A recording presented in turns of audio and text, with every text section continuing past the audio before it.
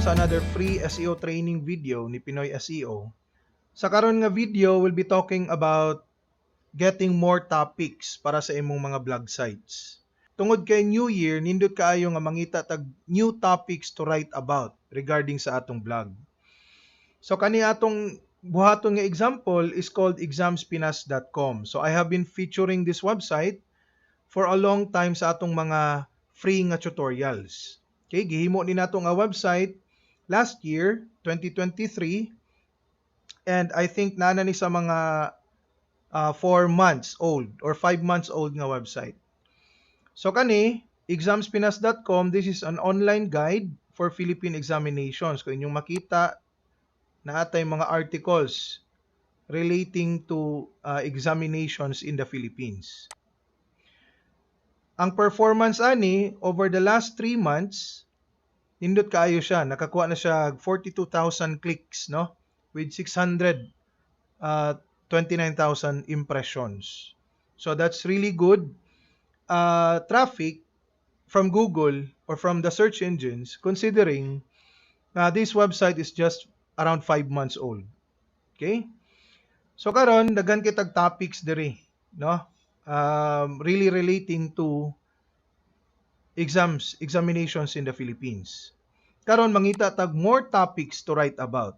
Okay, so naagyo tay writer ani nga gasulat gyud sa mga articles diri, no? Atong gamiton nga tool is what we call answerthepublic.com by Neil Patel nga company. Okay? Basically kani siya nga tool will provide us mga different topics o different mga keywords according sa atong i-search dire. So atong i-search exams lang, okay? Butang taog seed keyword nato Philippines and then English and then atong i-search. Okay, when you do search that, mo ni ang atong result, no? So naay 658 results relating to exams. Okay? And nindot kay pagka-present sa data, no? So diri makita nato visual gyud siya nga data, okay, para mas dali nato sabton. Mo ni ang atong mga keywords, okay, ang sugod niya question keywords nga atong makita. So question keywords na 60 ka book diri. Diri makita ang atong search volume and iyang categorization. So kani R, no? Example, are exams necessary? Are exams effective, no? Can, how, okay, mga question related keywords. Example kani, or you can see here what, nasa yung mga search volume, daghan kay ga-search ani, what exams are required to study in USA? What exams are required to study in the UK? Kani really good topics to write about, no? Because grabe ang migration karon, daghan kaayog mga ga-search ani. And mo relate siya sa examinations. Okay?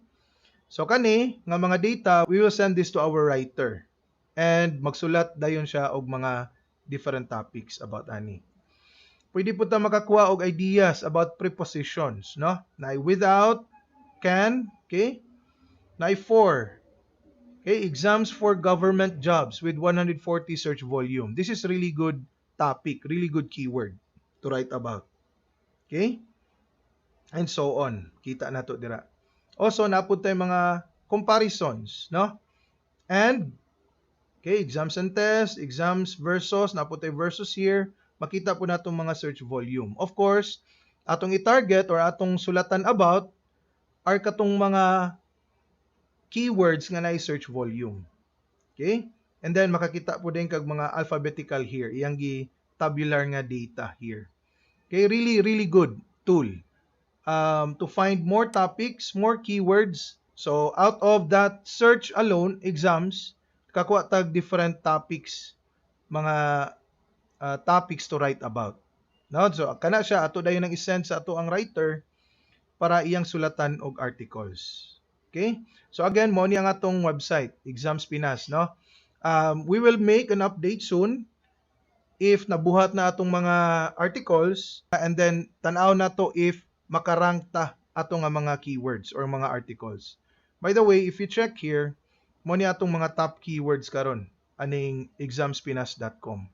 Okay, relating to BFP or Bureau of Fire Protection, hardest board exam, ana makita ninyo ang clicks here. We will update soon about aning nga topic. Thank you so much for watching.